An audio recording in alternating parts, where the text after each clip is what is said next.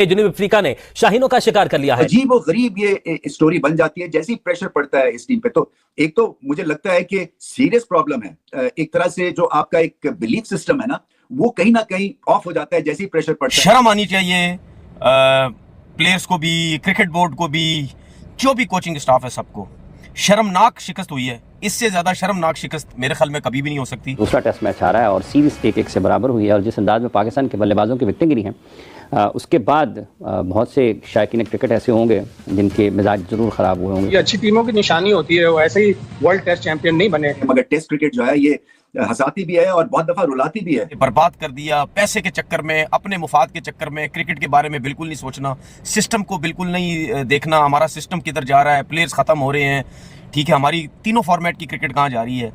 Sir, ये मैं सिर्फ टेस्ट क्रिकेट की बात नहीं कर रहा भाइयों, आपकी बर्बाद हो चुकी है व्हाइट बॉल क्रिकेट भी। सारी दुनिया ने ये ताड़ लिया कि इन पे अगर हमला किया जाए या थोड़ा सा जिगर दिखाया जाए तो ये जो बॉलिंग अटैक है ये उस पाए का नहीं है जितनी की इसकी रेपुटेशन है, क्योंकि स्पीड सबकी कम हो गई है, फिर उसके बाद स्किल लेवल है नहीं। पाकिस्तान फिर डिजर्व ही नहीं करता कि वो सेकंड टियर में जाए, वो डिजर्व करता है। ऐसी पोजीशन में आके मैच हार जाए यार।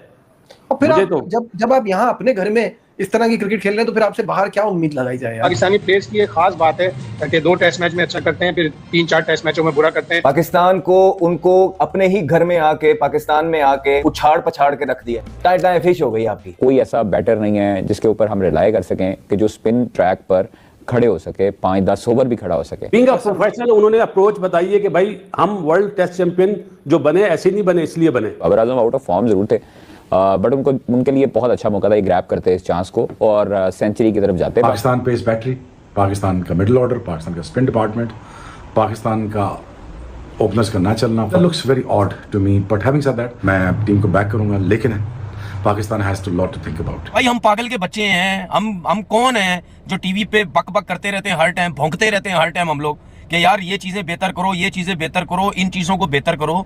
आपकी पाकिस्तान क्रिकेट बहुत ज्यादा नीचे होती जा रही है यार। दूसरों की क्रिकेट देखो, दूसरों की स्किल्स देखो, दूसरों की फिटनेस लेवल देखो, अप्रोच देखो। टीम के लिए खेलते हैं, मुल्क के लिए खेलते हैं, हम किस लिए खेल रहे हैं। वो भी पाकिस्तान के ऊपर हंस रहे हैं कि इनकी टीम क्या बन गई है। आईसीसी बिल्कुल सही फैसला करने वाला है, पाकिस्तान को डिवीजन 2 में डालने वाला है। ये टीम इस काबिल ही नहीं बची। इस टीम की परफॉर्मेंस देखो, फिर माइक हैसन आके बोलते हैं पिच जो है ना ये इंटरनेशनल स्टैंडर्ड पे नहीं है। इन पिचेस के ऊपर टॉस बहुत बड़ा बोनस है कि आप टॉस जीत रहे हैं तो मतलब एक एडवांटेज है। हमने लाहौर के अंदर भी देखा कि वो एडवांटेज पाकिस्तान को मिला था कि आपने टॉस जीता था और टॉस जीत के सीधा एक तरह से आपने पहले दिन का जो एडवांटेज था कि पिच इतना असर नहीं डाल रही थी बल्लेबाजों के ऊपर, जो दूसरे तीसरे दिन में हमें देखने को मिला। सेम रावलपिंडी में आपको याद होगा जब लाहौर का टेस्ट जीता था उस दिन भी हमने ये बात मेंशन की थी कि पाकिस्तान गुड लक थी पाकिस्तान की कि हमने टॉस जीता था, मगर पिंडी में भी ये गुड लक लगी। अगेन यहाँ पे बहुत से लोग ये समझ रहे होंगे कि पाकिस्तान अपने बल्लेबाजों की वजह से हारा। मैं नहीं मानता, पाकिस्तान यहाँ पे बॉलर्स का भी उतना ही हिस्सा डाला है। पहली इनिंग में देखिए आपने 204 के ऊपर आपने 6 आउट कर दिए, आखिरी 4 बल्लेबाजों ने 200 रन कर लिए, तो फिर आप कैसे कह सकते हैं कि सिर्फ बल्लेबाजों की वजह से हारा। एक्चुअली में जो 70 प्लस का टारगेट इस पिच के ऊपर क्या था, लाहौर की पिच के ऊपर भी, पिंडी की पिच भी, यानी जिस तरह का हम स्पिन ट्रैक बनाते हैं। आपको क्या लगता है कि तीसरी चौथी इनिंग के अंदर अगर 70-80 रन का मार्जिन कोई भी टीम ले ले, वो पहले इनिंग के अंदर वो भले पाकिस्तान ले लेता, बजाहिर लग रहा था कि पाकिस्तान के पास जाएगा। याद है आपको जब पहला दिन खत्म हुआ था हमने सोचा था कम से कम 60-70 रन का तो एज पाकिस्तान को मिलेगा ही मिलेगा, ठीक है, तो वो एज पाकिस्तान ने गवाया है। सो मैं नहीं मानता कि खाली बल्लेबाजों की वजह से, इसमें कोई शक नहीं है कि आप अपनी पहली इनिंग, पहले मैच की पहली दूसरी इनिंग देखें, दूसरे मैच की पहली इनिंग देखें, दूसरी इनिंग भी बन के देखें, तो बुरी तरह से बल्लेबाजी हुई, इसमें कोई दो राय है ही नहीं है। शर्म आनी चाहिए प्लेयर्स को भी, क्रिकेट बोर्ड को भी, जो भी कोचिंग स्टाफ है सबको। शर्मनाक शिकस्त हुई है, इससे ज्यादा शर्मनाक शिकस्त मेरे ख्याल में कभी भी नहीं हो सकती, क्योंकि मैंने अपनी जिंदगी में इतना बुरा क्रिकेट का हाल, प्लस उसके साथ जो क्रिकेट बोर्ड के जो फैसले, क्रिकेट बोर्ड के जो हालात, ठीक है, बर्बादी क्रिकेट बोर्ड की, थके हुए थर्ड क्लास फारिग क्रिकेटर्स को बोर्ड में लाना, जिन लोगों को क्रिकेट का जीरो नहीं पता, ठीक है, और ये बड़े बड़े नाम बोर्डों में लेके आ जाना, यही सब कुछ करेंगे। बर्बाद कर दिया पैसे के चक्कर में, अपने मुफाद के चक्कर में, क्रिकेट के बारे में बिल्कुल नहीं सोचना, सिस्टम को बिल्कुल नहीं देखना, हमारा सिस्टम किधर जा रहा है, प्लेयर्स ख़त्म हो रहे हैं, ठीक है, हमारी तीनों फॉर्मेट की क्रिकेट कहाँ जा रही है। सर, ये मैं सिर्फ टेस्ट क्रिकेट की बात नहीं कर रहा भाइयों, आपकी बर्बाद हो चुकी है वाइट बॉल क्रिकेट भी। आपकी क्रिकेट में अब प्लेयर्स ही नहीं है, वो टैलेंट ही नहीं है, वो क्वालिटी नहीं है, वो दलेरी ही नहीं है, वो स्किल्स ही नहीं है, वो तप्पड़ ही नहीं है, वो फिटनेस ही नहीं है।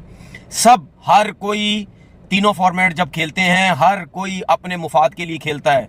हर कोई ये कहता है मैं 3 आउट करके पाकिस्तान टीम में जगह बना लूं, मैं 50 करके पाकिस्तान टीम में जगह बना लूं, बस मेरी ये क्रिकेट है, मेरा पैसा बनता रहे, सब कुछ होता रहे, अच्छा प्लेयर, बड़ा नाम बनने की किसी को कोई शौक नहीं है। यही सब कुछ रह गया, क्योंकि उसकी वजह यह है कि ये प्लेयर्स के साथ साथ आपके क्रिकेट बोर्ड का भी कसूर है, क्योंकि यहाँ पे बेतहाशा दफा हो चुका है कि जिस प्लेयर को बिठाने की कोशिश करते हैं, अगर वो बैठ जाता है, उसके बाद वो जिंदगी भर आपको क्रिकेट में वापस नजर नहीं आता। Babar Azam out of form जरूर थे, बट उनके लिए बहुत अच्छा मौका था, ग्रैब करते इस चांस को और सेंचुरी की तरफ जाते, पाकिस्तान को जीत दिलवाते। अनफॉर्चुनेटली हमारे जो प्लेयर्स हैं, हमारे जो बैटर्स हैं, इवन शान मसूद हैं, सिर्फ सलमान अली आगा और सऊद शकील को निकाल के मैं समझता हूं कि कोई ऐसा बैटर नहीं है जिसके ऊपर हम रिलाई कर सकें कि जो स्पिन ट्रैक पर खड़े हो सके, 5-10 ओवर भी खड़ा हो सके।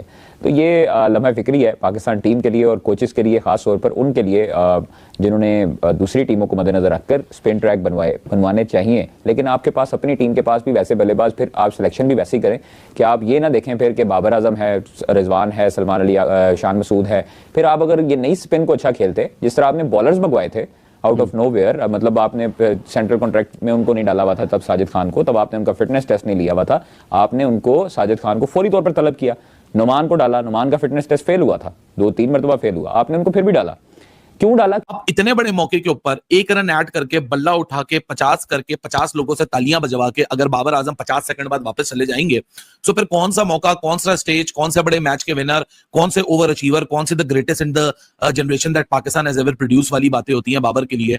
मतलब इस स्टेज के ऊपर भी अगर बाबर आजम गैर जिम्मेदारी का मुजाहिरा कर रहे हैं, बाबर आजम की एक आदत है कि अगर ओवरनाइट स्कोर खत्म हुआ है, ओवरनाइट पाकिस्तान